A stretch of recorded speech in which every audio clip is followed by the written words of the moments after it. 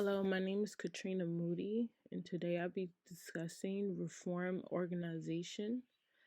The political frame focus on power, conflict, competition within organization. Traditionally, these viewpoints sees organization as created and controlled by le- legitimate authorities who set goals, design structures, hire and manage employees, and ensure pursuit of right adjacent. The book continues to explain how it's power and conflict at the heart of this decision making within organizations. Power.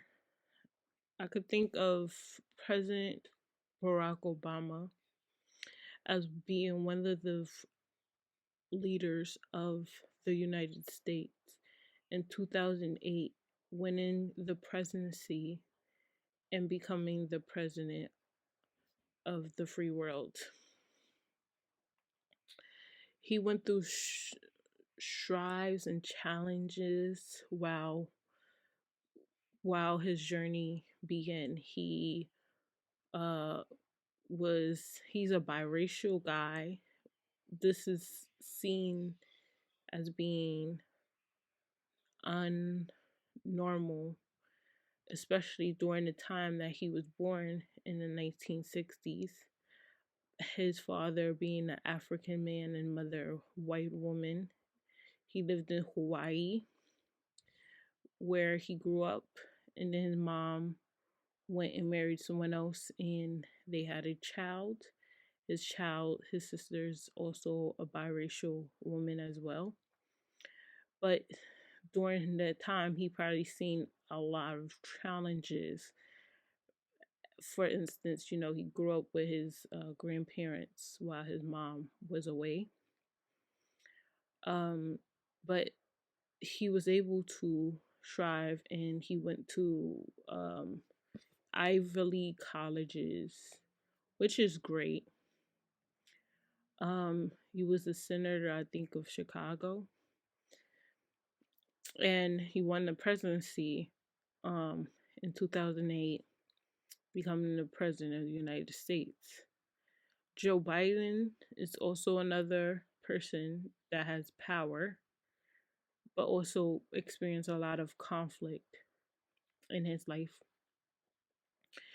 Growing up, he had a speech impediment, which I can relate to because growing up, I also had that same issue. I had a speech impediment, so I didn't really speak as much because I thought in my head that I would get made fun of because I couldn't pronounce the words correctly. But luckily, my mom was able to, help me with that with speech therapy. But back to Biden, he also he was in political office, but he also lost his wife, his daughter, and then years later he lost his son. Which any person losing someone that close to them, would probably lose their mind. I lost my mom as well during high school, and it was hard for me, but I was able to graduate high school, and now I'm in college. So I think as a leader, you should be able to overcome hard, like terrible, terrible, terrible things is gonna happen in your life. But if you are a great leader, you can overcome it and lead the people in the right direction. Power, for instance, having power. I can think of a lot of people having power in any setting. In college, the professors have power over the students. For instance, you as a student, right, that you have to complete the requirements in the curriculum in your professor class, and they have the power to give you a grade after you finish all of your uh, assignments that you had during that semester. So you, as a student, or in other words, are more the employee, and the professor is the manager. So if you don't meet the curriculum, or meet the you don't complete or do any of the projects that your professor put forth, you can, fail the class. You get an F, and now you got to retake it if you want to, graduate from the college, or if you want to pass that class. You want to make sure that you pass all of your classes. So you don't want to get an F in classes, but the professor have the power, and you as a student, I would say you have the power as well. If you have the power in turning in your projects. So if you don't turn it in, then you didn't take the power that you had in consideration. Next, I'm gonna talk about conflict. Conflict. I'm gonna talk about a personal situation, and then I'm gonna talk about other situations. Um, so a personal situation. I was in my business introduction of business class. This is my first semester at BMCC, and I had business introduction of business, and we had to do a group project. I was taking an online class, and it was a group project, and the professor told us to all work together. I completed my part of the assignment, but I also had other people in the group. One other person completed the project, but the other person didn't. So we had conflict because they didn't hold up their end of the bargain. So now I'm looking like, okay, this person's not trying to, participate. They wind up withdrawing from the class, but I still have to complete the project because I want a grade. And this is, you know, my grade is important because I want to pass this class. So me and the person wind up doing that person that withdrew from the class part. But it was a conflict because this person didn't do it. And I could think of another situation. Last semester in the spring term, I had another group project. I don't know why professors like to put people together, but they do. So it was another group project, and this person, we are all chatting on WhatsApp to do this essay, because it was like I think a 5-page essay. I do my part, the next person did their part. We didn't have a fourth person. We only had 3. So the third person didn't do their part. I'm communicating on WhatsApp. Oh, are you able to do your part? Are you able to do your part? This person isn't responding no more. So now I'm like, okay, it's a conflict. Now it's an issue because now this person is not responding and they're the last person. So I told the professor what the situation was, that this person wasn't responding to the text messages. I don't know what to do. The professor's like, well, you still have to complete the project. So you have to do their part too. And I'm thinking back of the time when I had to do another person project. So I'm like, oh, why do professors like putting people in group projects? I don't know. I don't know because it's like it's gonna be that one person that just want to go MIA. So the third person wound up going MIA again and withdrawing from the class. I don't know why people are too scared to work with other people, but sometimes people be too scared. I don't know. I don't know why this person, but they withdrew from the class. So now I told the professor, and luckily it was somebody else that joined the class, but they never really came to the class like that, but they was in the class, and they finally came to the class, and she put that person that rarely came to the class in our group. So now we had to work with this person that is very like what's the word I'm gonna think of, like real flaky. But that person, luckily, they didn't flake out on us, and they came through and was able to do the last part. Thank God. So we was able to get a grade, and the grade was okay, and I appreciated it. I think we missed something, but at least we had a good grade, and that person came through, unlike the first person that was in our group originally. So sometimes you in when you work with others, or if you have a business, or if you're dealing with others, it's gonna be a conflict because something's gonna happen in your life. Something's gonna happen. Something unfortunate is gonna happen. So you have to be able to overcome it. Um, let's talk about Steve Jobs and IBM. So IBM was the leader in computers and technology. Steve Jobs came in and he bust out in, with Apple, and now Apple is one of the dominating services out there for technology other than Microsoft, and so on and so forth.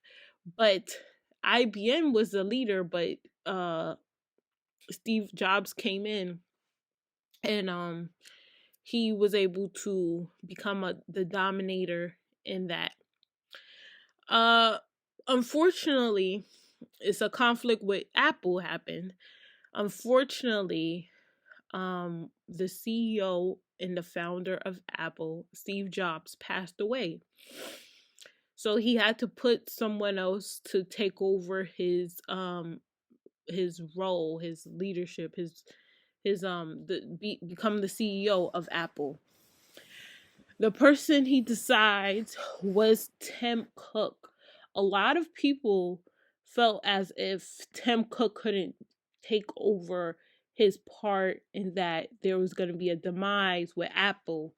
But as you can see, in 2023, we still use iPhones, and we still use Apple, and like Apple's still a dominator. Steve Jobs, I mean, not Steve Jobs, Tim Cook, he came in with I think with things that he rolled out was like the Apple Watch, and what else? The Apple Watch. He also pushed in the iPhone while Steve Jobs was alive. So he was a great person to oversee Apple, and which is great. Now I'm gonna talk about competitors. Um, I said one, for instance, was Apple and IBM. That's a competitor. But Uber and Lyft. Uber took over traditional cabs. So I remember a little back in the day before Uber was about, because yeah, like I was young, but I still remember like yellow taxi cabs and cabs like that, especially here in New York. Yellow taxi cabs was the dominating service for like uh car fare. If you needed a car fare to go somewhere, you usually use yellow taxi cabs. um but luckily, competitor came, Uber, Lyft. So Uber came in, and Uber dominated, and you rarely see taxi cabs. They're still out there, like taxi cabs are still out there because, some people still like that traditional way of getting a taxi cab, but some people like Uber. But Uber came in, and the technology with Uber is way better than taxi cabs, because what I remember, even being young, with taxi cabs, you had to go out in the street and wave your hand down, and sometimes the taxi cabs won't stop, or sometimes they would.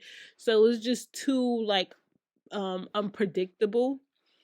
Well, Uber, a car service is coming there for you, uh if you go on the app, and or- so if you go on the app, the Uber will arrive to your location, then waving down a taxi cab, and the possibility of them just, not even coming to you, because I don't know, uh for whatever reason they have a passenger in the back, or they don't want to pick you up for whatever reason, or whatever possibility that, a taxi cab driver doesn't want to stop. But with Uber, they have to. Whoever's near your location will pick you up and take you to your destination. You know how much you're going to pay. With a taxi cab, it goes by meter. So if you are going somewhere and it's a lot of traffic, you're paying extra money, because every meter until you get to your destination, and you can pay like $30. But with Uber, it's a set amount that you have to pay from one destination to the other. You already know what it is. It's prepaid, and you don't have to worry about it than in a traditional taxi cab. So it came in and became competition for the taxi service. Which I like. If you have a business, like, a lot of businesses have a competition. IBM, Apple came in and it dominated. Walmart, Target, they both sell for low prices. Especially Walmart, they promise their customers to sell at a low cost. But the competition became Target, and they also sell to their customers at a reasonable price, as well as Walmart. McDonald's, a lot of fast food chains, McDonald's and Burger King, a lot of I remember even growing up how it was like a value menu where you only had to pay $1 for like a McChicken or a burger or something at McDonald's. So it really shut down on your competitors, because in other places like Wendy, for instance, they had a 4 for $4. So you get fries, a drink, and a sandwich for $4.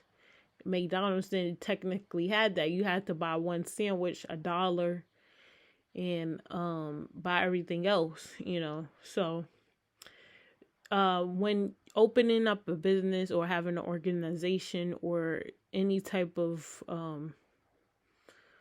company or of that sort, you're gonna always have competition. So you have to figure out a way to outmatch your competitors in your marketing and your prices, and making sure that you're seeing a good amount of revenue, as much as that you're pushing out for your customers. So during, like, any organization, you want to make sure that that you do have competitors, because you can't be the only one, and you don't want to be like a niche type of organization, because you want to be able to sell to multiple people for your company to be able to make them a nice amount of profit. So I want to read this from the book. It says organizations are both arenas for internal political and political agencies with their own agents, resources, and strategies. And in policies, a lot of politicians, they want to favor to their audience. I know, I think of Barack Obama, for instance, he came in and he wanted to make sure that people were covered with health care. So you had the Obamacare and of that sort. He changed in and came in with some policies that he implemented in his strive as a president, as well as Donald Trump and Joe Biden. You want to make sure that you have the economy great. Right now with Joe Biden, it's not as too great. Inflation is real. A lot of stuff costs a lot, and the wages aren't going up. But you still want to be able to lead the government. I mean the people. And yeah.